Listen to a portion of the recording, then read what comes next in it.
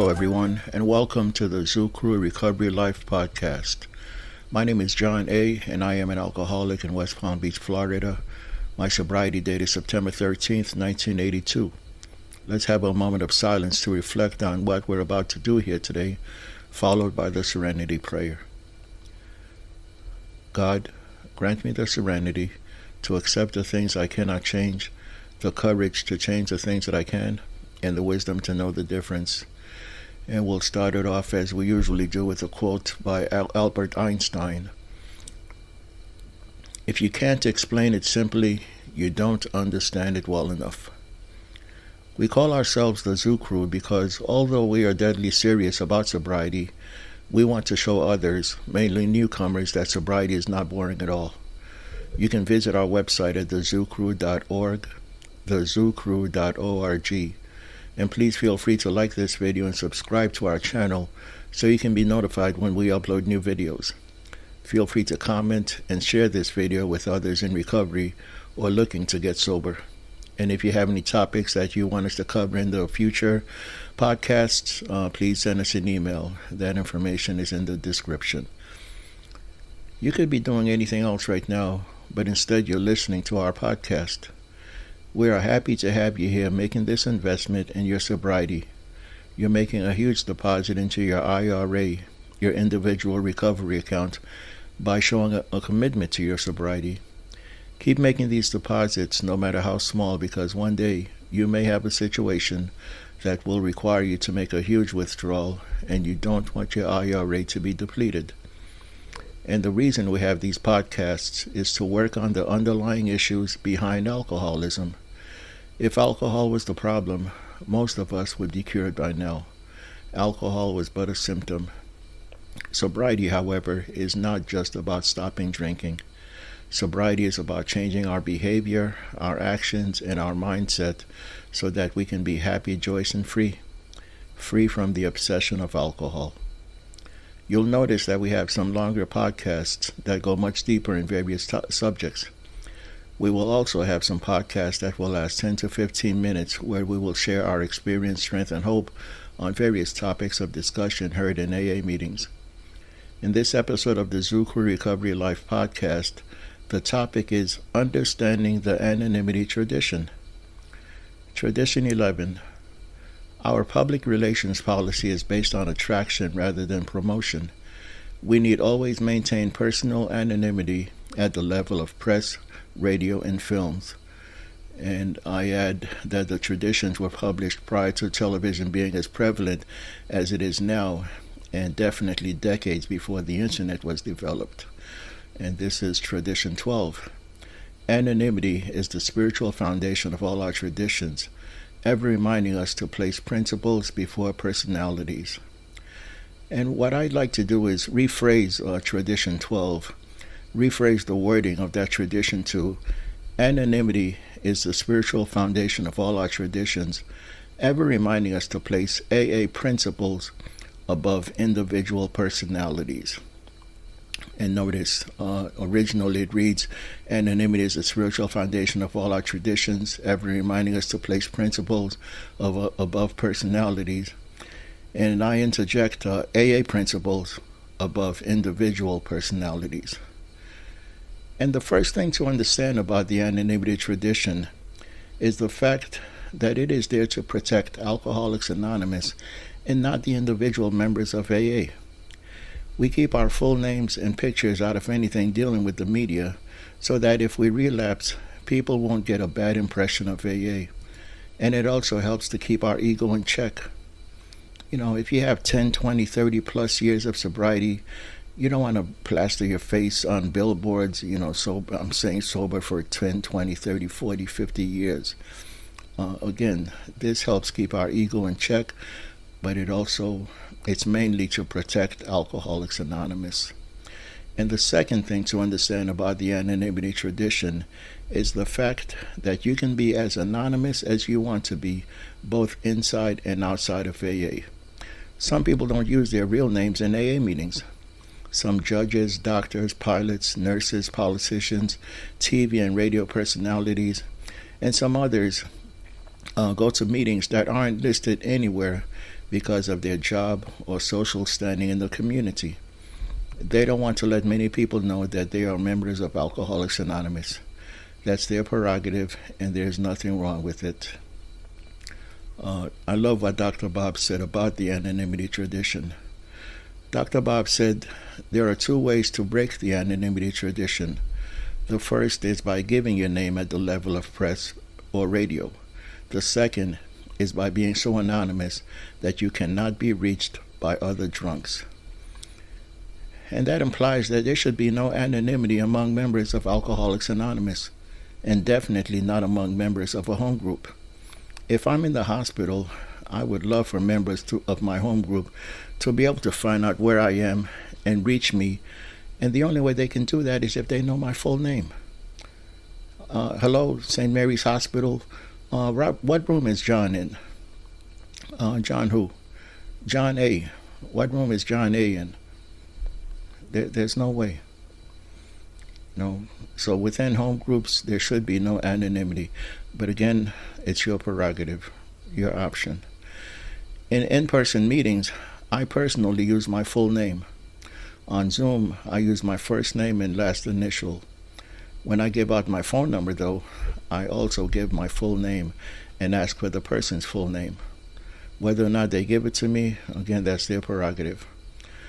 And I personally am not anonymous inside or outside of AA.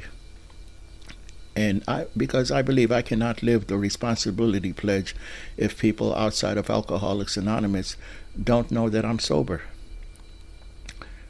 And in our podcast, you'll notice that we don't use last names, nor do we use pictures or videos of any individuals because of the anonymity tradition.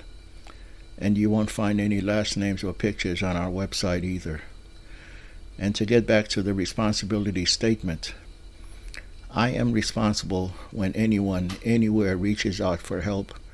I want the hand of AA always to be there, and for that, I am responsible. So if people outside of Alcoholics Anonymous don't know that I'm in recovery, then how are they going to know to reach out to me? How am I going to be of help to them? But again, that's your personal choice. I wear an Aaa Medallion, and I have no problem telling people who offer me a drink that I don't drink because I'm a member of AA. I'm in recovery. I haven't had a drink in however length of time. And I find it very comical that alcoholics used to brag to total strangers about being sloppy drunk and doing some wild, crazy, and bizarre things. But once they get sober, they want to keep the fact that they are now sober a huge secret. And they will clutch their pearls if if they think their anonymity is being violated, quote unquote. Oh, I guard my anonymity.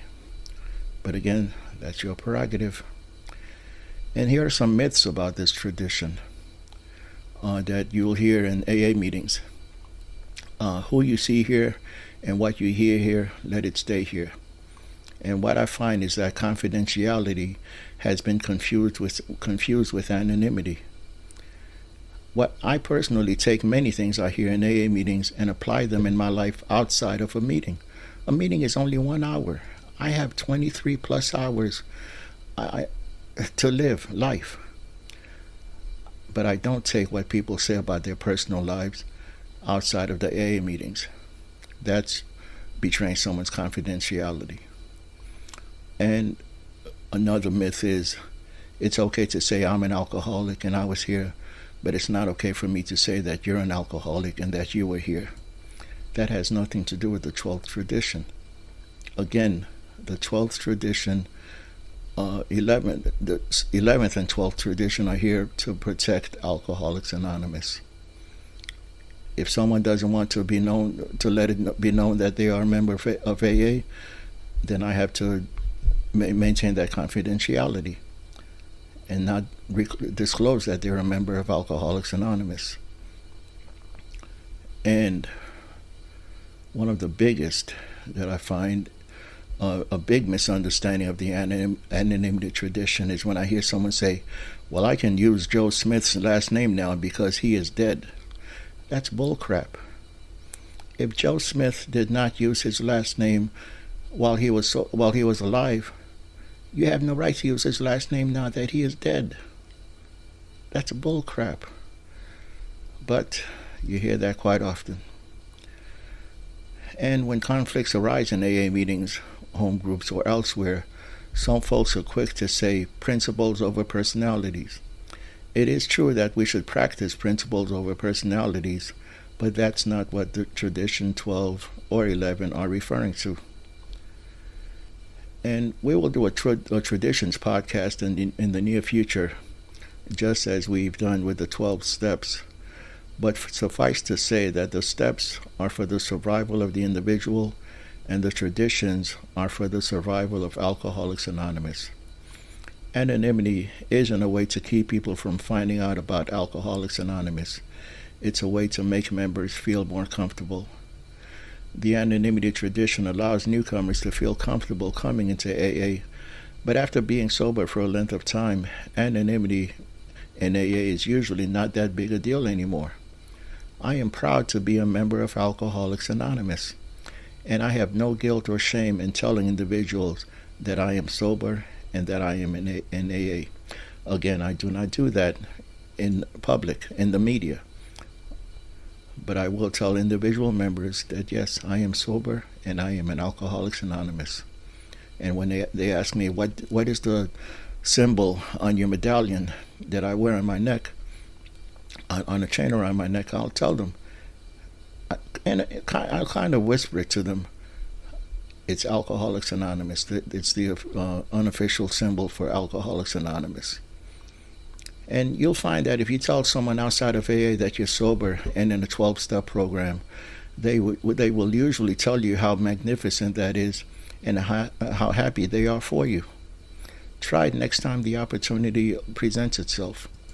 Perhaps even look for opportunities where you can share the good news, share the message, share how you've become happy, joyous, and free because of being sober and in AA. But again, please remember, you can be as anonymous as you want to be, both inside and outside of AA. That's your prerogative, and there's nothing wrong with it. But in parting, we suggest that you get out of your comfort zone. Get out of your comfort zone until it becomes comfortable. And this ends our podcast. But before parting, I'd like you to get to know hope so that you can get to know recovery. Because if you have no hope, there might be no recovery. Be a hope dealer.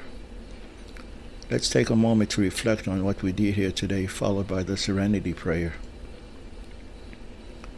God, grant me the serenity to accept the things I cannot change, the courage to change the things that I can, and the wisdom to know the difference. And thank you once again for listening to the thru Recovery Life podcast on understanding the AA Anonymity Tradition.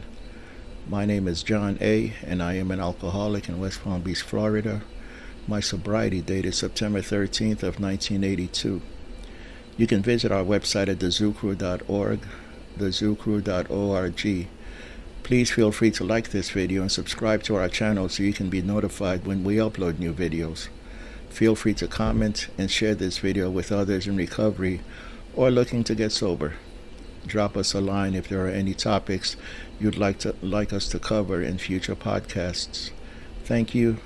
Have a great day, and remember, you never have to have a bad day, just bad moments. Make it a great day. Thank you again.